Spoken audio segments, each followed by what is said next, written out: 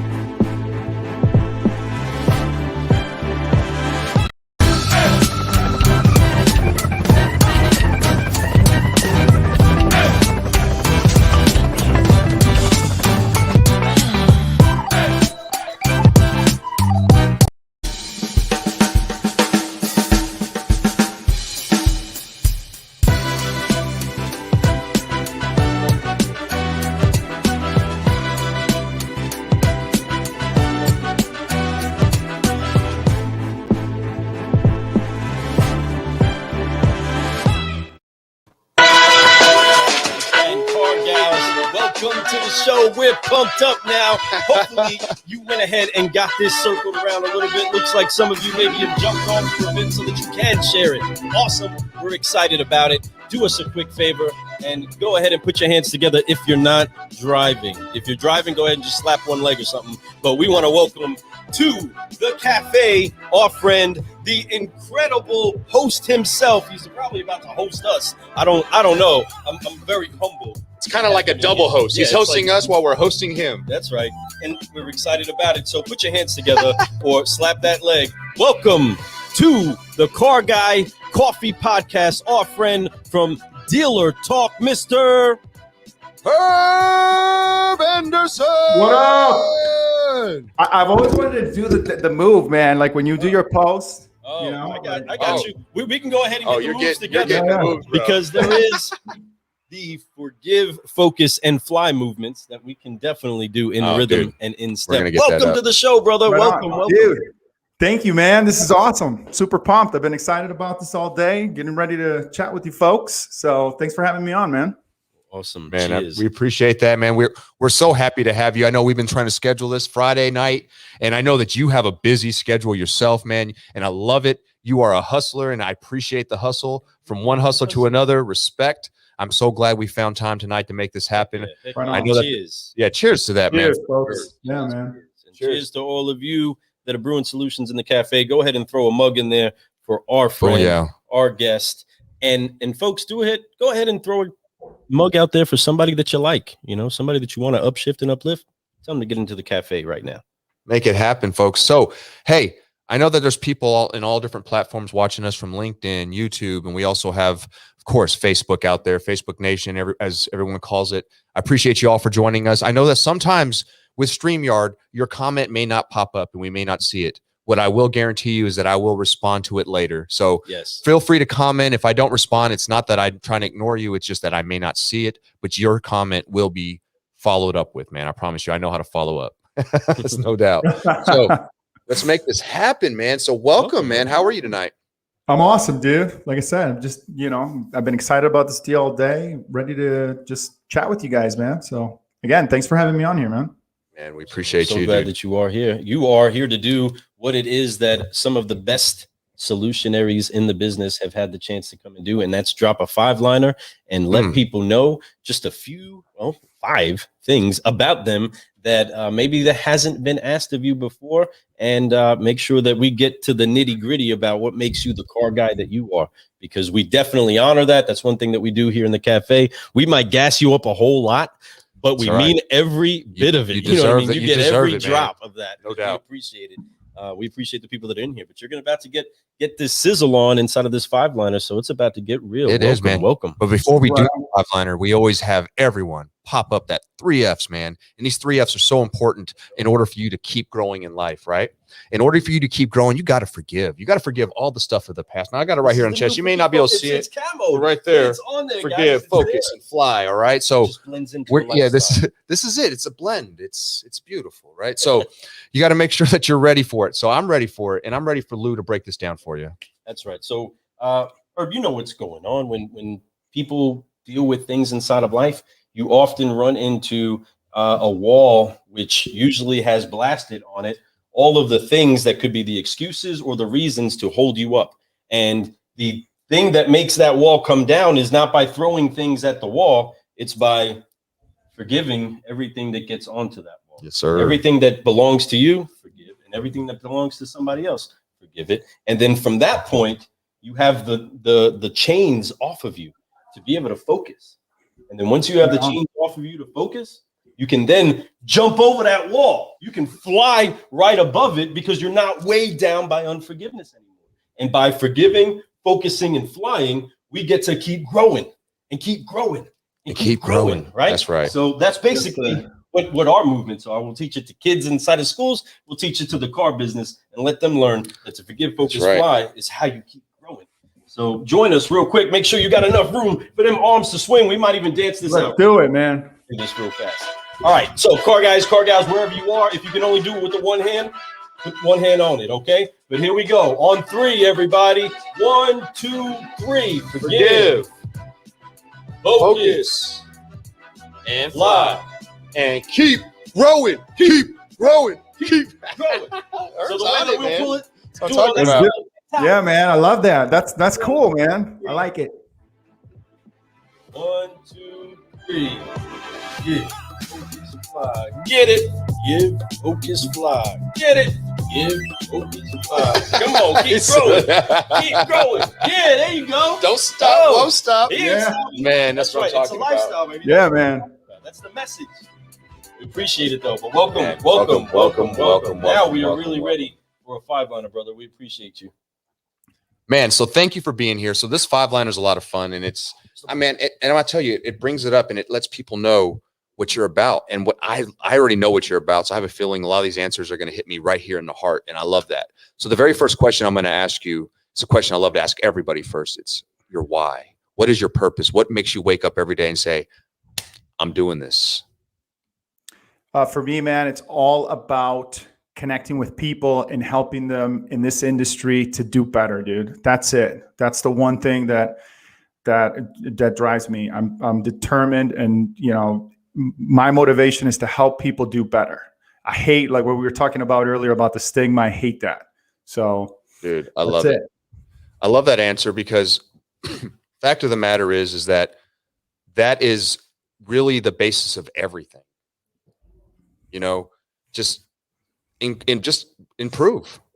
And one thing what that does is it does that for everything that you can have a why for. So your why could be a multitude of things.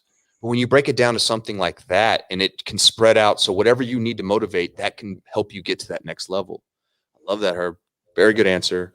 Very, very, very good answer. And you can tell he's done an interview or two, right? You can tell like I told you, coach, it's going to be smooth. It's weird being on this side, man, but you know, hey, I know we're gonna make it work. Time too.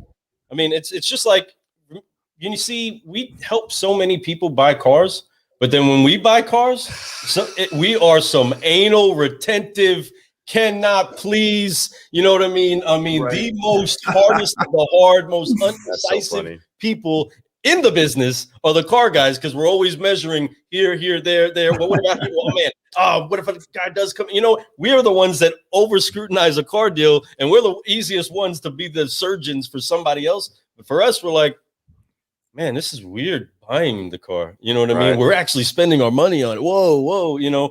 And so it's same thing with podcasting, or just being a host or being a speaker, you know, being able to be the one that just says, you know what? I don't have the pressure of putting on the show. I get to really just relax. And that's kind of the culture that we're trying to make sure we develop here at the cafe, right? A nice, comfortable, casual area. We're not on a serious date. You know what I mean? You don't need to be dressed to the nines to eat with us. You know what I mean? Let's have a cup of coffee and a conversation. It's an easy way for people to let loose and be upshifted and uplifted, brother. No doubt, and your why definitely upshifts and uplifts you every day. And I'm sure so many car guys and car gals out there are the same way. Yeah, no doubt about it. So, you know, when you get into the why, and people across the world, like, I think that if you are in a growth mode, sometimes you get into a dip where you're like, man, you lose motivation a little bit. And it's, you know, a lot of times the why will lift you back up. It helps you pick your head back up, look at the light, you know, and just be able to say, okay, I can see where I'm trying to get to, where my destination is, and this is why I'm doing it. And when you can have that focus, it helps you get to that next level. And sometimes a lot of people will lose that really quick. And that's why I love that question. I love to have that answer from people, because I think people need to see that how important, you know, what really, I've always had that in me, but I never really put it into words. Even it's as simple as what's your why. But like, I remember the Simon Sinek, you know, when he talked about that, you know, it all starts with the why. And I remember hearing that, and I mean, like, it freaking does. And I, since then, really, I think I have really increased my life and to my personal value to myself, you know, how I feel like I'm growing, and it really helps me focus. And every time I feel like I can't do it, I use that. And I'm like, I can. And this is why I can. It's the story too, man, because for me, for example, I came from Venezuela. I was like, you know, I was 4 months here in this country. My dad passed away. It was like, okay, what am I going to do? You know? And this industry took me in, dude, and it gave me opportunities that I wouldn't have had otherwise. And, you know, when I think about it that way and I put things into that context, it changes things, because, you know, people don't say, we don't aspire to be in the industry, which I hate. Why is that? Like, we don't aspire to be car salesmen or to work at a dealership. And this is such a great industry. There's tons of potential. People in here, not only can you make a great living as far as financially, but there's a lot of amazing people in this. That's why I started the podcast. I never started the podcast. I didn't want to be a podcaster. That wasn't the goal. I started the podcast because I was having these amazing conversations and interactions with these very intelligent people. And I was like, dude, how do I get others into these conversations? You know what I mean? And so, yeah, dude, when I put it into that context, it's very easy to stay motivated and to keep doing it every single day. You know what I mean?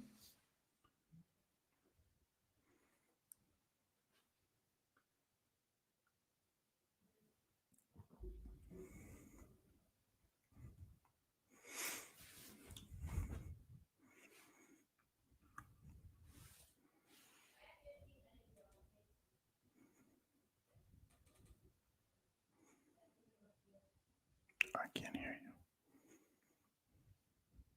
Do that in the podcast was a way to be able to do. Ooh, my goodness. Was I on mute? Yeah. Sorry, we had a little disconnect there. Oh, how long was I on mute? Since you started talking. Oh, yes. Wow. Wonderful. So, man, what good news that is was some great stuff. And it was, guys, you guys, I just dropped everybody. some like you all missed it. Model type, straight like Shakespearean like knowledge, and great. You guys just missed it. I drank it all. And what's crazy is I forgot what I said. It was that good, man. It was so deep and profound that I completely lost it. But no, on the serious, wow, I didn't realize I was on mute, but that's okay. things. Hey, folks, this is what we call keep growing. And when I talk about, even when you mess up, I even talked about the other night how we did a show and completely lost it and had to re-record it all. Right. And that was so horrible to have to call your guest and say, hey, man, I had such a great time with you the other night. I want to do it again. We're recording, right? Are we recording? Yes, we're recording. We are. We're back to the same show. Let's do it all over again with the exact same questions and try to get the same kind of fun that we had and recreate it. But what was crazy is we had to do it 3 times, I believe. And all 3 times, out of all 3 of those times, it was even better the second time. Every single it was time. Bananas, and it was so fun. And every guest was they even were like, yeah, no problem at all. Yeah, let's do it again. Is everybody? It happened twice. One of it happens, man. Like I've been there. So yeah, I'm sure you've had some more stories, bro, for that. So I'm gonna pass this second question on to Lou right there. Let's make this happen. But keeping in flow with that, and as I kick it a little on his first answer, it'll bring up a little bit of what you were talking about. But we are trying to make sure that people like you and people like us and the other solutionaries that we're rising with understand that there is a culture that has to uprise in order for it not to be so strange for somebody to want to be in the car business. The reason why I personally believe that our families didn't encourage us or show us the way, because if you ask people that aren't really in the car business about the car business, there isn't a lot of good to say. You don't want to be the thief inside of the room at Thanksgiving, right? You don't want to be the one that everybody is talking about underneath their breath about you being the one that robbed your cousin and the car is a piece of junk. You know what I mean? You don't want any of that. And so the stigmas on the car business bled into many families. So you would be of great honor if you were a mechanic, but not if you're a salesman. Why? Because the stigma that got put out there about salespeople was always bad, and my father would also tell me that. Right. He was a mechanic by trade, but I said that I wanted to sell. Dad, this is what I'm going to get out of the Army to do because I'm good at this. And I like it. I like nice cars. We've always had garbage. You're a great mechanic because it took a great mechanic from other kids to get to the store. You know what I'm saying? It was a lifestyle that I wanted to be on the other side of. And they give you a car too, right? And so that stigma that stayed in that keeps people from being in the car business even today. And that gets to be able to be ridden by a market that is also trying to now sell to that customer that says, hey, you can jump completely over that person that sells cars and buy it from the cool little app on your phone, and you don't have to deal with anything. You know what I mean? I agree. And I think it starts with us, dude. Like when people ask me what I do for a living or what industry I'm in, I said that proudly, man. Like I'm in the car business. You know what I mean? Sure. Like I say that proudly. And I hear people talking about their position and stuff. And sometimes they're like, well, I sell cars. And it's like, it drives me insane, dude. Like, have you ever been on that side of the desk and you see somebody's credit report come in and you're making more money than them and they're like a lawyer or a doctor or something? And it's like, dude, like if we start, it's the mind shift, right? Like if we start to change the mind ourselves as the professionals, then that stuff's going to project, right? And our behavior is going to change. Exactly. But until we get to that level consistently within the industry and we start from within, right, we're going to have those things. And that's also going to influence our behavior to a certain degree, which I hate to say, but it's the truth. So, like you're on one point. of the best moments that I had in my life was I remember coming home and my son was playing with this garage thing. And he was like, look, Dad, this is my dealership.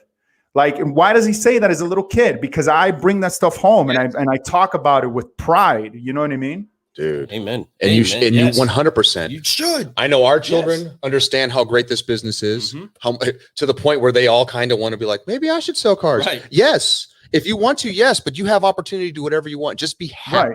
Because the best thing to do for anybody is find something that you're happy at, that you can do with full passion. Because whatever it is, eventually, no matter what, the money will come. It does not matter. You just have to work hard and love what you do. And that's all I want my children to do. But if it's the car business, it's the car business. And guess what? They're going to do really well. It's because you make it a career, not a job. That is a huge difference. And as a leader, you have to show that. Now Lou and I, when we got in, I was in, like I told you before we did this interview, Lou and I, we got in this business, we met each other, and I was kind of like a floor manager. I was the floor manager at the time. Team leader. Team leader. And Lou came in, and I was new, but I was only a year in the business. So I was like a young buck trying to do my thing. And I was doing my thing. I'm a veteran of the Air Force. Lou comes in. I told you, man, I knew the moment I talked to him, I was like, oh man, this guy's going to be good, right? He's going to be a hoss. And like, yes, sir. With honors. But we had leaders above us, Matt Damos, and all these people who showed us that this business is more than just a job. This business can change your life. Yes. It can give you 6-figure income without a college education, without a high school diploma. You can have. It can teach you too. It gives you a lot of skills. It 100%. Gives you a lot of skills, and so many 100%. And the thing that it does, it builds you up. Since I've been in this business, my skill set has really grown, and I feel like I can almost do anything. If that makes sense. I think a lot of us can feel that way when we're in the business, as long as we've been doing it at the level we've been doing it. And it's a great feeling to have. But yet, though I could do anything, I want to stay in this business because I love this business. And that's why we do these podcasts, to change the culture of this business, to change the image of this business. How much better would it be if customers looked at us as we're awesome? I want to go to a car dealership because they are awesome people. They have product knowledge. They help us. They have the best interest for us. They don't tell us lies. They make the process easy and simple and enjoyable, right? They make it all those things. I hate that I don't remember this person's name, but I connected with her recently on LinkedIn. She wrote this book called Mommy Works with Cars. Mm-hmm. Dude, that's the kind of stuff. It's on Amazon. Melanie Borden. That's a great friend of ours too. Yep. Yeah, she's awesome. She is a dude. So that's the kind of stuff that we need to start. So we need to see that stuff. Like with can you imagine reading that to a little kid and the impression that would leave? You know what I mean? And it starts right there. She is a pioneer. Yeah, man. I mean, and there's so many people that are out there. But I think that's what's happening now, is that the culture is starting to shift because and that's what makes great car guys. I mean, fundamentally, that's what makes a car guy be a person that could have a degree or could have never finished high school. They can come into this business, receive some really high-end training to become assassins inside of sales, and then apply that to every bit of life. But what they get the chance to do is have a conversation with many different walks of life. Right. See, and you see it's fair. You know why I love this industry is because it's fair. And here's why. You can get somebody like myself that's, an immigrant that starting out and stuff, and it can be a platform to propel your career. Right. You can get somebody that went to college and has a degree and gets into this industry and they don't make it. They don't make it. You know what I mean? So the degree really doesn't mean anything. Right. No, it doesn't. It's all about the individual. If you're the right person that has the right mentality and the right skills, you're going to make it. And if you're not, no degree, none of that stuff really matters. So I love that it's just pure. This industry just makes it really fair. Yep. And you're right. I love that you say it. I love that. Say it, especially dropping the pure in there. So I want to kick out there a quick correlation to scripture and to history. Okay. So King David, before he was King David, he was just a little shepherd boy trying to guard a bunch of sheep. Okay.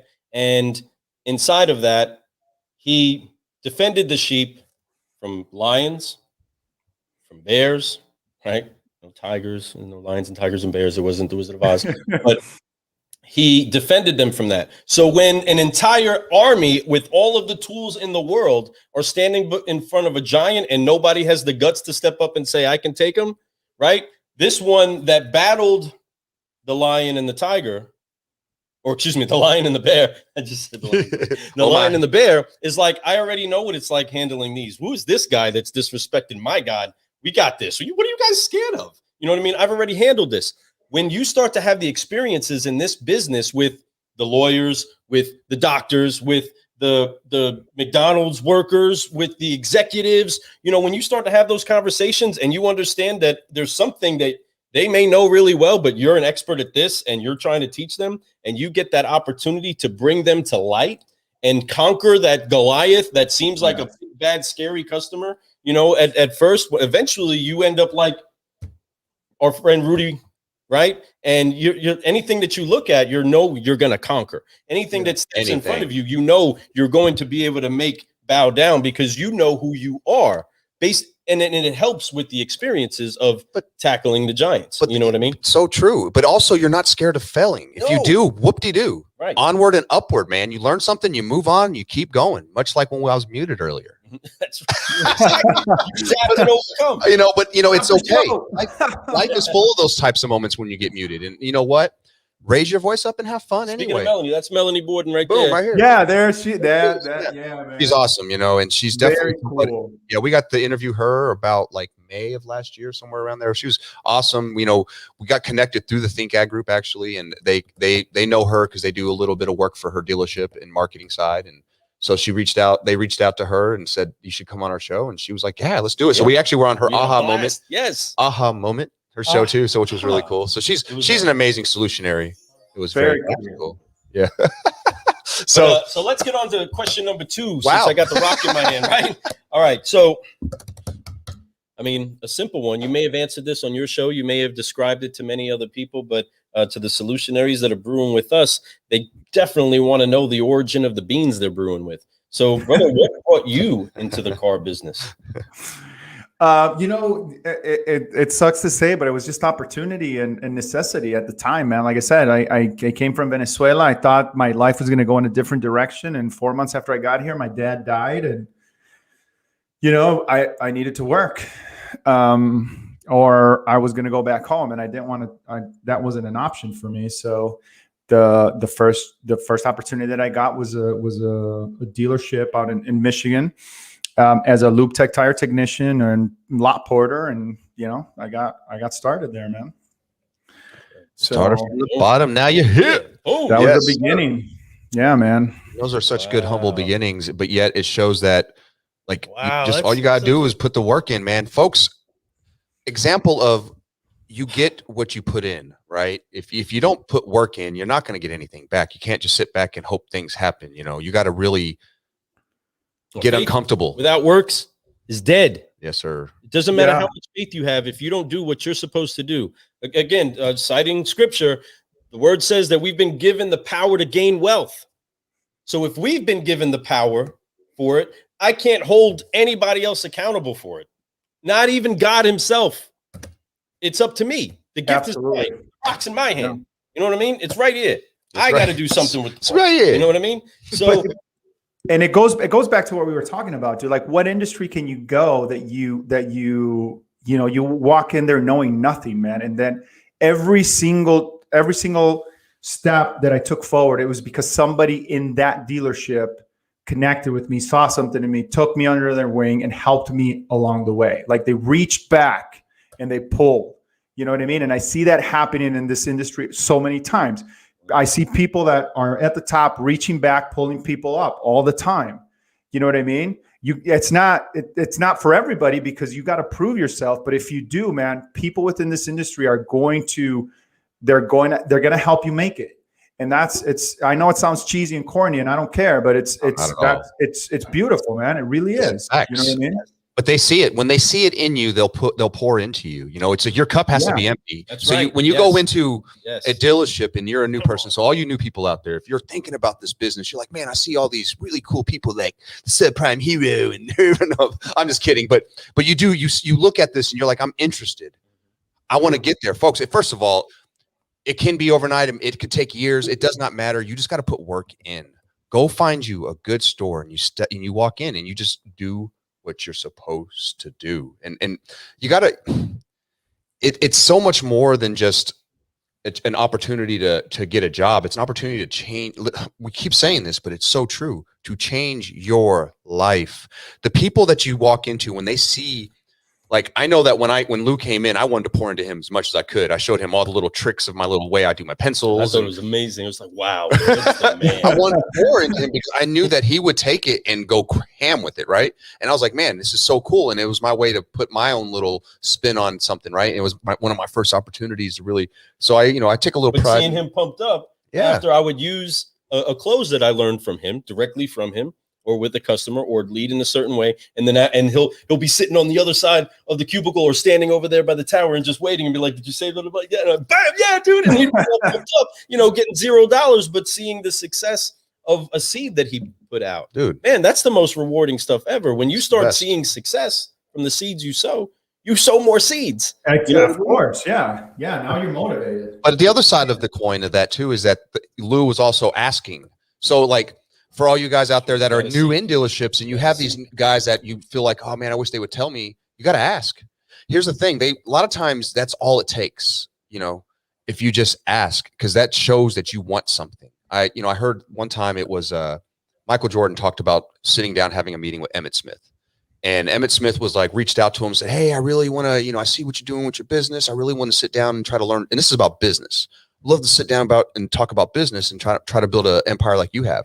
So Michael Jordan takes the meeting. They sit down, they're talking, and at the end, Emmitt Smith goes, man, I just can't believe you actually went ahead and sat down with me. Well, first of all, in my head, I'm thinking, well, you're Emmitt Smith, bro. Of course he's going to sit down with you. You're like one of the greatest running backs, if not the greatest ever to play in the game, right? So, but at the same time, Michael Jordan tells him, it's because you asked, and that right there lets me know that you're willing to learn. Like my words are not going to just be to deaf's ear. It's going to be used.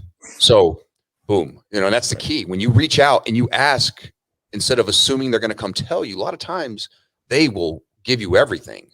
And so ask for those things sometimes. Sometimes that's all it takes, just a question. Hey, can you show me a couple of this? I saw that you talk to these customers. How do you get so many appointments in? How do you overcome the $250 a month? Yeah.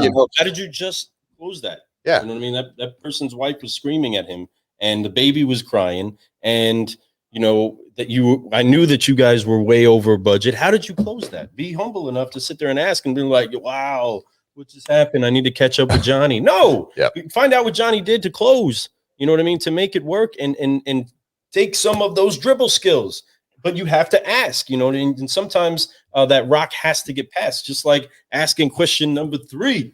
There is no, I don't believe in shortcuts. Really quick here before we get into that, guys. Sorry.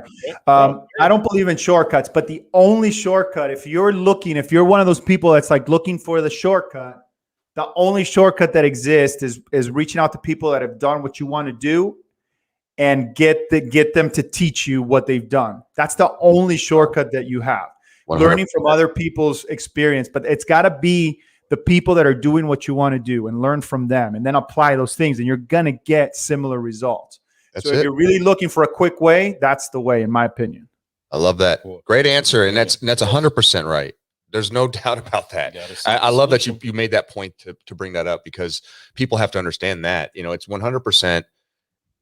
It's funny that I like how you ended that with, like, if you get similar results. And I think, is it Elon Musk that said that? Like, where if you want to do something great, do exactly what another person who did exactly what you want to do, and you'll have the similar results. So do those things. I mean, it's not going to be identical, because you got to take into consideration the exterior factors that are beyond your control. But if you just do the things that you can control and you replicate that from other people that have achieved it, you're going to get similar. It'll be in there it'll be real close. I like that, man. That's a great way of putting it. So John Maxwell, that's more of the flow. That flow. That was John Maxwell. Okay. Right. And cool. and again, great leadership, but leadership is always showing somebody how to do something. You know what I mean? I came in as a trainable student. Sure. And had somebody that was able to do so, which is a key piece. You got to have good teachers. You got to have good students. But but they also have to drink the water. It's like they'll bring in the horse, and if they don't want to drink it, they won't. They have to drink it. And he drank it, and he's still drinking it. And there is like a secret sauce to it. You do have to have that inside you. Like he said earlier, just because you have a college education, just because you are maybe a military veteran, doesn't mean that you're going to do well in the business. Right. I believe that everybody could, but they have to, something has to click in their brain. But not everybody's meant for it. I mean, everybody has their thing in life than to do. Some people like 9 to 5, Monday through Friday, you know? Everybody's purpose may not necessarily be tied together with the thing they do for income. I believe that we should be more shifted into a life where what pays us is part of what we're passionate about. That's just my philosophy. Yeah. But not everybody does that. And people live some fulfilled lives not doing a dream job, if that makes sense. But at the same time, I think that it's key that all of us find our niche. And there are few that are in the car business. If we calculate the amount of physical human beings in the car business, it is a small minority of people per the earth. You know what I mean? Related to the car business is a whole lot. Yeah, I mean, you're talking from people who make it, sell it, transport it, finance it. There's so many different aspects, vendors that you could keep going. Yeah, but as far as sales and service side, specifically the tech to the sales guy, far small numbers of total humans on earth. But those that are wanting to do it, there's no reason why they can't do it if they diligently seek the answers. They're there, they're available. Right. There's big car guys all around to pull from. But we to change the painting of us though, and if we keep this painting and we keep making it better and we try to show that the future generation wants to be in this business because it's not a shady, I got, short sleeve, short tie, I'm the car guy, but the dope shirt, fly tie, but just the car guy. But we can show them that this is a place where you can have fun, you can smile and be honest and have integrity and be able to do things the right way and yet still make income and be able to provide greater things than you could ever imagine. The crazy thing is it's like and help people, man. Let's not forget that what we're doing here is we're allowing people, we're fulfilling the transportation needs for people. That doesn't just include buying a car. That means we help people get to work. We help people pick up their kids. We help people go on vacation. That's a big deal. It's a big deal. It's a huge deal. One of the biggest purchases that people have is their automobile. And it's one of the most important ones that they have. It's what they trust their life in every single day. And there is an honor in that. And that's why, again, the thing that shifts between us is the people that do this with honor and say, look, you may have a bad thought of the car business, but I know the car guy. I know the subprime hero. I know my man Herb Anderson. There may be some bad car guys out there. Not this one. That's my car guy. You know what I mean? That one's my guy. And that's where you have to differentiate yourself in the business that, yes, there is a lot of stigmas, but it's in everything. Everything has its ugly stigma and why people want to stay away from it. And you choose who you do business with for everything else based off of your relationship with the product and people. And that's where we're growing to try to show the market, hey, you can do this. We're getting this Car Guy University growing. Yeah, man. That's funny that you said that. Yeah, I was thinking that the whole time you were talking. But the Car Guy University, hashtag folks don't. Hey, we got to start that deal, man. I like that. That's dope. Yeah, yes, sir. We already own the west side. Oh, shit. Okay.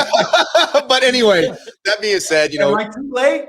Can I get in on that? You're a professor. We're looking for professors and deans. And we're looking for it all, right? So we're definitely ready to keep growing, folks. And here's the thing: this has been a great conversation, and I'm super excited. I can't help but want to just talk about a million things with him, right? And because I could see that his mind is going, and I could learn so much from him right now. And the thing is that to have a good professor inside the cafe is an amazing thing. And so once again, I want to thank you. My third question I'm going to ask you kind of leads along with kind of what we've been talking about. You were talking about the only shortcut is to ask somebody and they can show you these things.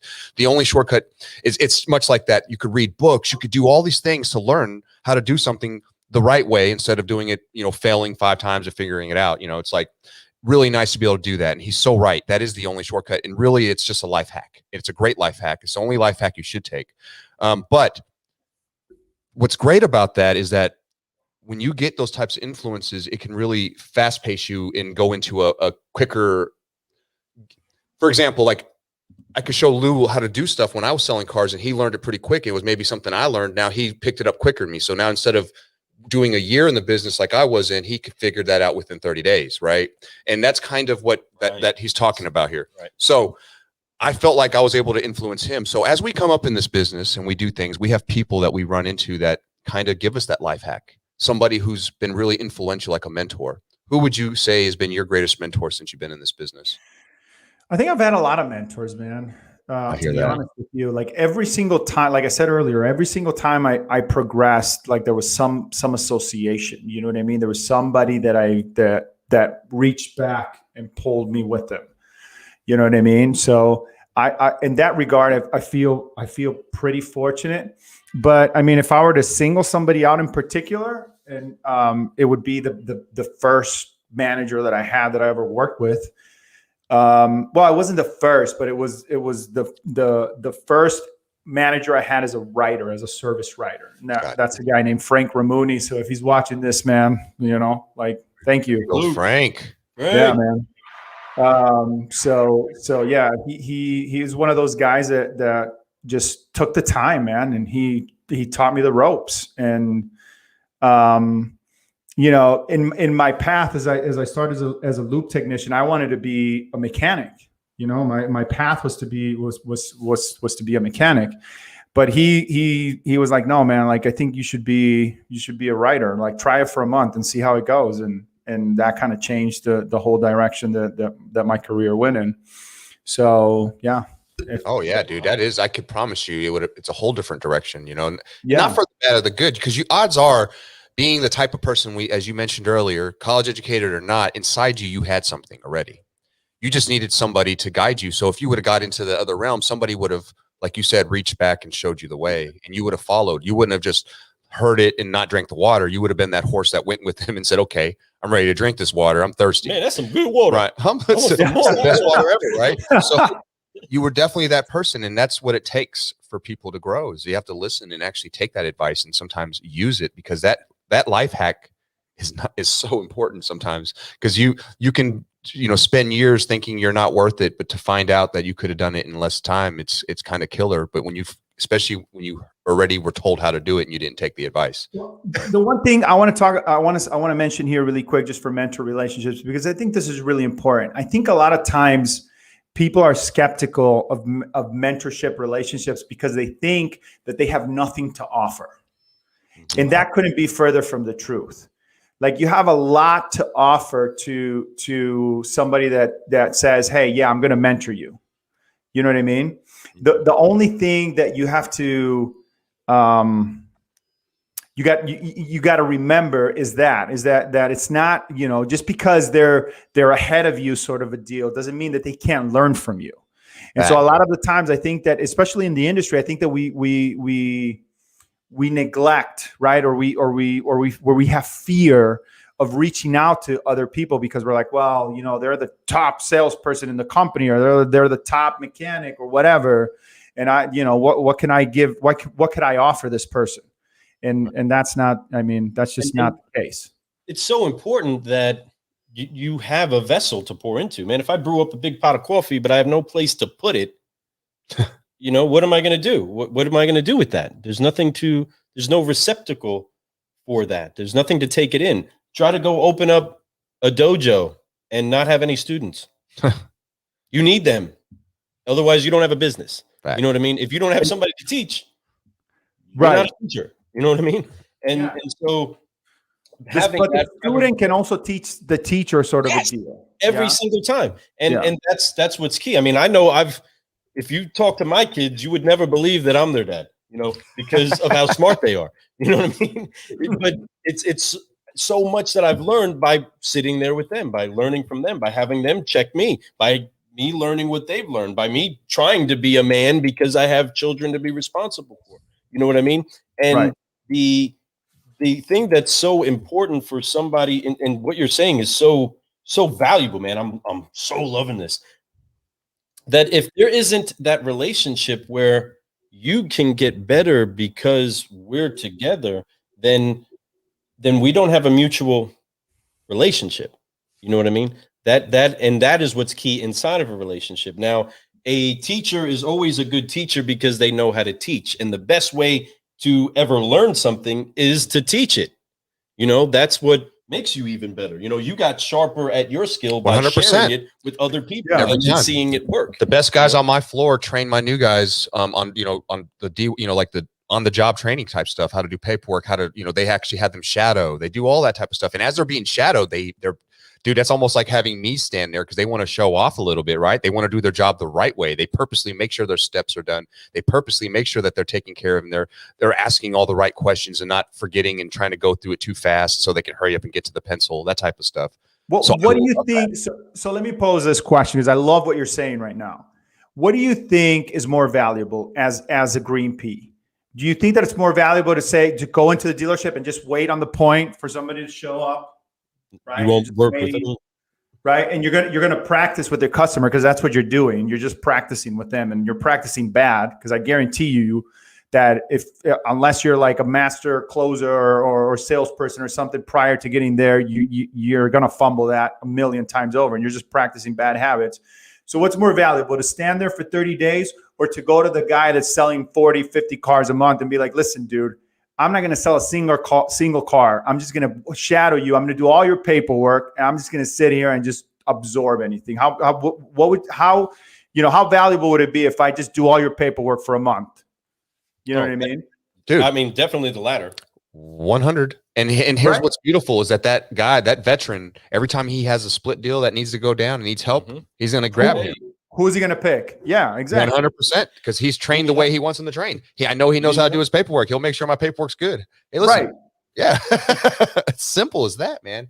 And it, like you said, it teaches you so much when you get to do that, and much better than standing on the corner. We definitely, the culture that I try to make sure that we don't have is people just try half the time, and I hate to say it, is that we miss people. We have to tell the people there's people on the lot. I'm like, who's up? Because they're so involved on phones. They're so involved they're trying to, do their witch take. They're trying to go online and make sure they're posting this or they're following up. They're doing the stuff that they should be seeing a lot, which in my day, I didn't have social media when I was on the floor. So I just had basically just my phone calls, my follow-up, and then I'd be on the lot. Or you get that beautiful call, right? Line one, sales call on line one. Yes, sir. We'd fight, trip somebody to get to that. This is not an exaggeration. That's how we became. You wouldn't even get mad at the dude if he tripped you. You'd fall down, but just start laughing like, "Oh, you got it." Right, exactly. Right? But those were both sales calls, hot. Yeah, the phone would never ring more than once. You hear, "Bing!" Did that phone just ring? Crazy, but yeah. To just tag a little bit with your philosophy there, and that's more of our system, is to take a guy, make sure that we do fully train him on the things that are the most seen objections and issues that customers run into, and the way to service the customer our way.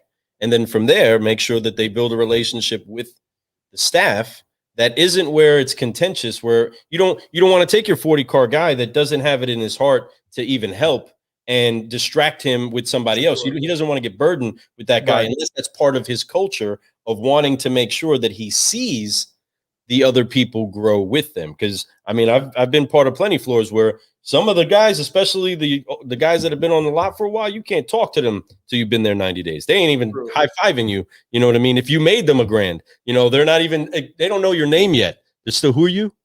Yeah, right. You know what I mean? And that's the culture, right? That's how some of the teeth were cut in this business.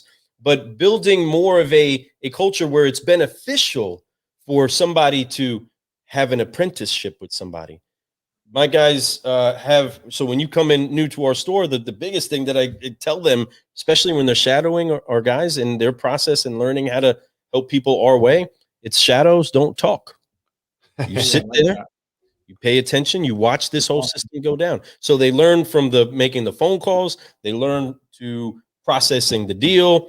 And even if they start setting appointments, same way, hey, this person's going to show you exactly how this goes down. And when you start to sprinkle that throughout the showroom, where the veteran that's been here for however long starts getting a few free deals where he didn't have somebody coming in that day, and the new guy has a deal come through, and he gets to work that deal, you get a split deal. He learned how to do a car. He set the appointment, but he just let you do it all. That's how we learned. That's how I learned, until I realized I'm splitting my deals with him.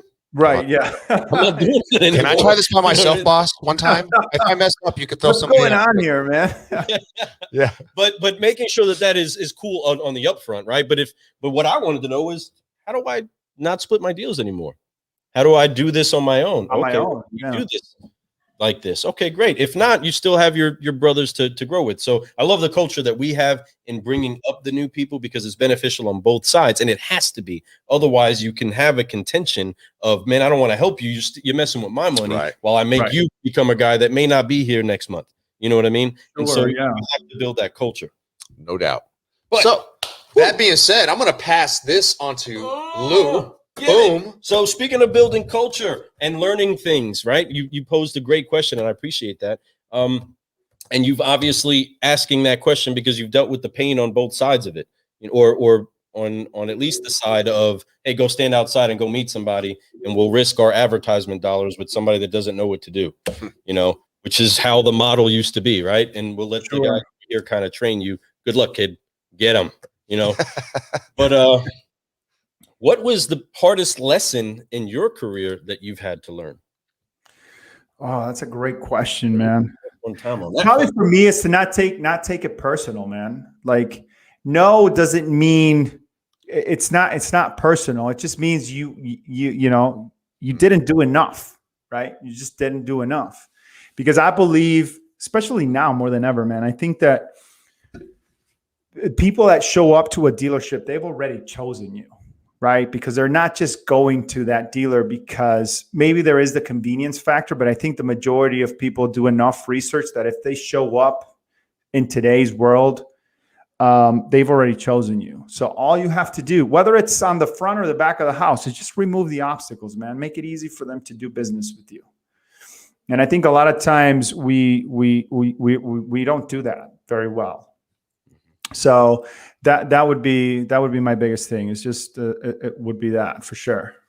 I love that, and that's very actually right there. It's the facts. Like, if people don't take it personal, because taking things personal in a business, it's going to be hard for you to move on and go to the next thing. The whole forgive, focus, fly stuff that we talk about. It affects the next customer because there's always the next opportunity, right? No doubt. There was a trainer, and he's still a trainer, Mark Tuert, and he was one of the first training things I went to, right? It was our dealership took us there. You probably were with me there. And one of the things that he said that I took to heart was, when you have a deal, it just doesn't happen the way you want. Learn from it. It may take a second, but next. That was his thing. He would say, next, and you just go on to the next thing, move on. Let it go. Because if you hold on to it, that next customer is going to feel that. It's going to feel the anxiety. It's going to feel the pressure. You can't let that weigh you down. That's why I love the forgive, focus, fly, because it's so true. Next, and move on. Because learn, but you have to learn. Don't do that same thing. Like you said, we didn't do enough. It's okay. Do enough next time. Make sure it is what you want. Make sure you ask the questions. Sometimes enough is for one client, so you assume the next client, you could do the same thing. It's going to work. It's not going to, it could, but people are people. So ask questions what they want. Ask them what is going to be the least path of least resistance for you to get through with them also. I had Ollie Reed on the show early on, man, like season 1. Wow. And it's funny because me and Ollie worked together when I was starting out. He was a salesperson and I was just doing service, like oil changes, and I was a lube tech. So we kind of shared that we started together. And I remember that kind of like one of the things that I took from that experience from early on was that like I felt like a lot of people that I was talking to, that I was interacting with, just had this. They were just really taking things personally, and you could see that translate on the next deal. And Ali is one of those people that always talked about, you gotta always look at your process. You always have to be looking at that. And he talked about that on the podcast. He was like, listen, if you get to 20 cars, that process isn't going to get you to 30. Right. You have to pause. You got to pump the brakes, and you have to like, okay, what can I do now in my process? What can I eliminate or add to my process to get me to 30? And then when you get there, you got to do the same thing. So you got to be constantly looking at it. You know, you got to be constantly look at it, and that's how you grow. And now, I mean, look at where he is now, but he didn't, you know, he's not doing what he did back then now, obviously. Right. And so I think that when you take a moment to really reflect on the things that you're doing with the success that you have, whatever that looks like, and you adjust, then that gets you to the next level. I love that. And, it's a pivot. You got to pivot here and there. You got to make changes. And even when you feel like you're doing great, the thing is that eventually you get comfortable at whatever you're at, right? And when you get to that comfortable level, folks, that means you're not growing anymore. And even though it feels kind of good, after a while, it gets kind of like you almost hate what you're doing. And it's something, and even though you love it, you may find hate in it because you're like, this is boring. It's getting too easy for me. And that's something I think that people like you, people like Al, you know, everybody out there who's doing these major things, you know, the Frank Granittis, all them out there that are just massive numbers, just silly numbers, right? They do that, but that's because they are always looking for that next level of what can I do? Even now, even when they've hit record numbers and they're the number one in the world, they're all this stuff, they hit these numbers, but yet they're still looking for more. And then to multiply. You know, it's not just, hey, I want to just keep being the best. He wrote a book for it. Why? So that the salespeople inside of our dealership can read it. You know what I mean? Now that's the thing. You know what I mean? Now he's reaching back, right? And he's trying to bring people with him. Because that's the thing. It's so boring at the top by yourself. You want other people, and because there is so much opportunity in this business for many other people to come up and do this. Let's do it. Let's all rise up like solutionaries and keep growing, man. I love this. This is great conversation. And for those of you that don't know who Ali Rita is, he's the Guinness Book of World Record holder of most selling of cars. The top biggity dog. Yeah, I mean, world record, like number one in the world. Okay, like you can't. You should check that out. I mean, I'm saying if you want to learn how to do things, it's one thing to listen to the guy that's selling 20, 30 cars on your floor. It's another thing to listen to the one that's alive and living and teaching it right now. He wrote the book on it, and you can read. And it's for free, for crying out loud. The book is 150 plus cars in 1 month. Yeah, like I would be listening to that dude all the time. You know? I mean, and that's honor. And Ali, we definitely want to make space for you inside of the cafe because you are a solutionary. So you see this, you hear this, go ahead and hit us up. But I want to make sure that we correlate all of that with understanding that the culture is always about finding that next level of growth. And sometimes that next level of growth inside of you can only come when you start pouring out into somebody else. Yes. And that has been the way that the car business used to always be in the way of, we don't want to share any of our secrets. We don't want to share what it is that we're doing good, that's making us better. We because of the competition, where instead, I want the competition to be as good as possible. I want the car business. How I'm going to get as good as I can possibly. Right. I am a preacher of this, and people think I'm crazy, to include my owner even. He thinks I'm crazy because I'm okay. I want every dealer in my area that I work around, I want them to crush it. Because if everyone is doing well and business is done right, then it's so much easier for all of us.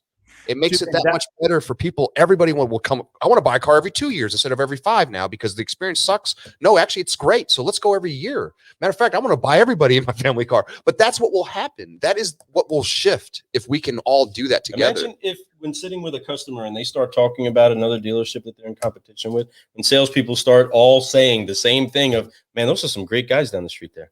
Yeah, I can't believe you didn't buy from me. You know what I mean? Wow. I'm so thankful that I have the chance to talk to you now, but those are great guys. I have nothing bad to say. And that was the culture of even taking a TO now. I ain't saying nothing bad about guys. That's no point. What's that saying that those that don't know how to do teach? My saying is those that are succeeding, right? Their obligation is to teach. You know what I'm saying? Yes, sir. Like, you have to. Like, that's what I love about this pandemic that we're in. That's what I love about these podcasts. I love, people like you guys, Cirillo, Harris, all these guys that are creating content for the industry, dude. Like I don't think they realize the impact that they're having, but they're changing the industry. You know what I mean? Yes. Like, because people are consuming this information, they're educating themselves, they're becoming better, and they're going to take all that stuff, maybe they don't post on LinkedIn or on social media and stuff because that's not their thing, but they're getting this knowledge and they're taking it back to their dealerships and they're implementing this stuff. And it's going to look like, as time progresses, all this information that we're pumping out into all this content is landing where it needs to go. You know what I mean? And the benefit of that is going to start to show.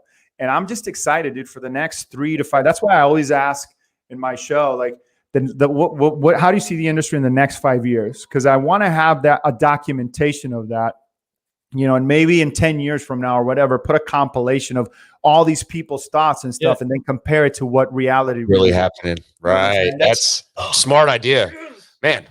Genius. Yes. That's why I love watching our shows and pre-recording them, because like you'll see, like we're live now with whatever audience we have today that meets us on a Friday night, right?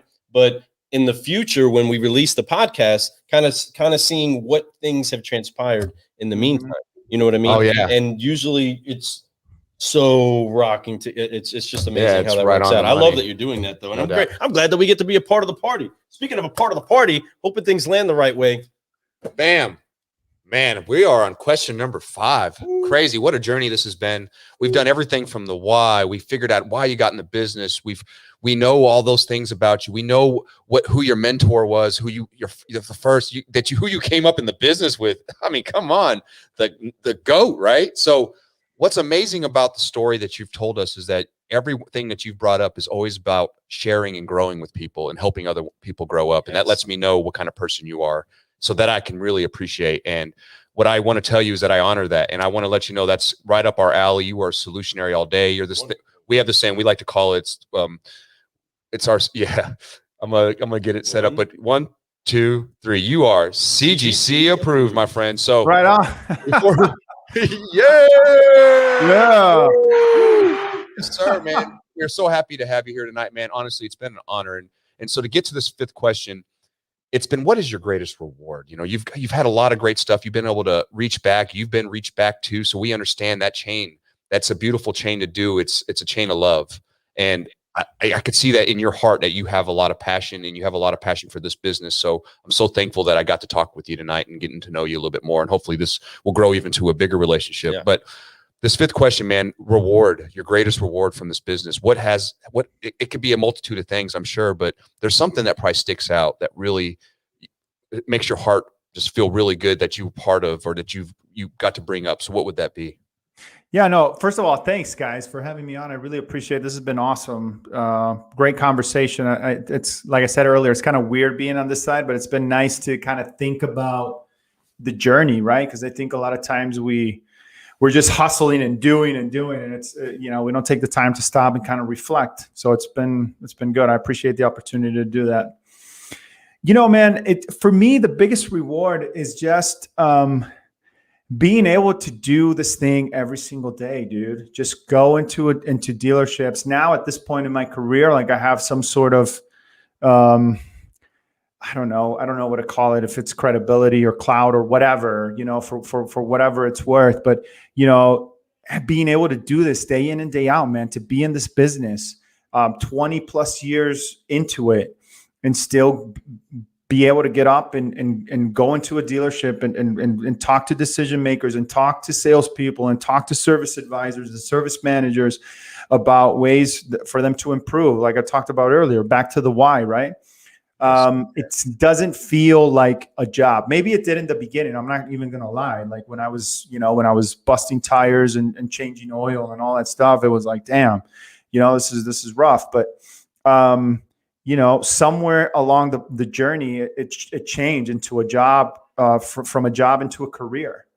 And I don't, there's people that spend 35 years doing something that they hate to do. And I'm never going to experience that. You know what I mean? I'm never going to experience that because I'm doing something that I love to do every single day. And I feel very, very fortunate, dude, to be able to do this thing that I love. So I had one of my GMs ask me the other day, we have these really deep conversations. And he was like, so you believe that this is what you were made to do? Like that you were put on this earth to help dealers like figure out their analytics and marketing and all that stuff. And I thought about it for a second and I was like, yeah, I really do. I love it, dude. Like I just wouldn't, I can't think of myself doing anything else. So it's a great feeling. That is what I'm freaking talking about, man. Dude, you made me feel like you just made me love my job even more. Seriously, you made me love doing podcasts even more. You made me want to keep growing right now. And I appreciate you for bringing those types of words up and talking about that type of passion about this business. You know, we've had a lot of great conversations over the last year, a year and 1 month now, right? And we've had some great ones, and it's been a lot of fun. This conversation tonight's right up there for everything, man. You really even made me think about my journey some, and you made me think about a lot of stuff. So appreciative that you spent your Friday night with us, man. I know you're a busy guy, and you got a lot of things going on. So to have this time with you is pretty awesome, and I'm looking forward to having more convo, man. So if there's ever anything you need from us, you let us know. You guys, you're coming on the podcast, dude. So then now there's no like we got to do this on my show now. So we definitely making it happen for sure, man. We in. You already know we're in on that, so we'll have some fun. Yeah. Right and that's one that's definitely, again, folks, and those of you that are listening, this isn't just a conversation between us three. We want to make sure that our listeners and our viewers, at whatever time you're listening to this, know that the conversation is good when we're all in it. This is what's given the power to this Clubhouse app, right? It's not so much that there's somebody really awesome inside of the room for you to listen to, which is good, but that you actually are in the room and able to be listened to as well. And your story matters. Your experience matters. Your value matters. And I'm thankful that you feel value out of the conversation that we have. And that's what we ultimately want to do with everybody, from the sales desk to the service drive. We want to make sure that everybody feels valued. The person doing their job wants to feel valued and honor the person that they're accepting money from on the other side of the desk. And when we're sitting here talking with other great car guys that are we're in the same space, right? You would be considered, and consider that. Just look at the precedent that we are setting here for all of you out there in the car business that are worried about the people that would be considered your competitors. We're finding out about what it is that you're doing, or you guys having a good cup of coffee and a conversation to do business better. You can have that. And by golly gee, if you guys hear me, we're going to have a Car Guy Cafe in places throughout the country that are going to be a place where the car guys, the mechanics, the salesmen can all go in there, get a cup of coffee, and have a good conversation inside of the culture that has its own jargon. We have our own language. You know what I mean? Some people don't know what we're talking about. Our wives roll their eyes once we start getting into a conversation about their stuff. You know what I mean? We have our own lifestyle, and we should be able to share that together well. And you are a great leader inside of the industry that we are newbies in. We are green peas still in this. You know what I mean? You just got your I guess you kind of just got your big boy shoes after you've been at one place for a year, right? We are just now moving into being kind of knowing what we're doing a bit. And what proves it is that we get the chance to have even a conversation with you, because you're already leading the floor in this. And we're not competitors. We're here to uplift each other. And if we can do better, go check out Dealer Talk, folks. Check him out. And go check it out. Much love. Yes. Thank you. Respect. One love. Yes. One love. One love. Boy. We love sharing that. And again, I mean, I can get very wordy and very, very passionate about it, because I believe what I'm saying, and I honor who it is that you are, but we're showing that this is possible for us to join forces and make the industry better, because it's not about you and the subprime hero and the car guy. It's about an industry being a place that people can build an honorable relationship with the community. You know, dude, you watch. I'm telling you, man, the next 5 years, this thing's going to look completely, we're going to look back at these times and we're going to be like, what was that back then? Like this whole thing, I'm telling you, man. Like, yeah, we were like, what? It's going to be completely different. Dude, there's no doubt in my mind about that. There's going to be some major changing going on. And I've seen it just in the last 2 years. Really, there's been some major changes, and it's going to be some major flips going on in here. It keeps getting better, baby. But it is. It's all for the good, folks. Understand that. Changes are things that are necessary sometimes.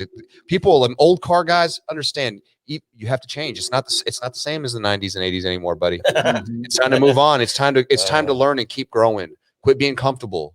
Get out there, reach back and show people what you know, but also reach back and learn what they're trying to show you. Like he mentioned earlier, you can learn just as much from somebody who's new in this business as you can teach somebody that's new in this business. Yeah, absolutely. Make sure that you do that, folks. Yeah, if it's going to come through you, it's going to happen to you. So you might as well let good stuff be given to other people from you, and you'll get to enjoy it also. And again, we're just so thankful and honored that you've spent the time with us tonight.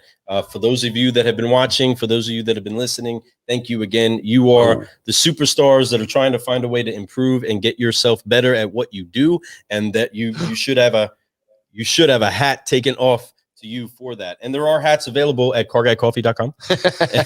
Shameless plug, but we're gonna throw it out there. You can get you some. Get them. But we're talking dealer talk, folks. We're in a very big and important industry, and you're important in it. And so it's just great to have the time to be with great people. Don't forget the relationships that you have, folks. It's important that you build those. And we're so thankful that we have this relationship here tonight. You're such a solutionary. Thank you for being on the show, Fred. I mean, I want to keep this conversation going, and I will if you guys don't stop me. It's so true, though. But that's why I love you, Lou.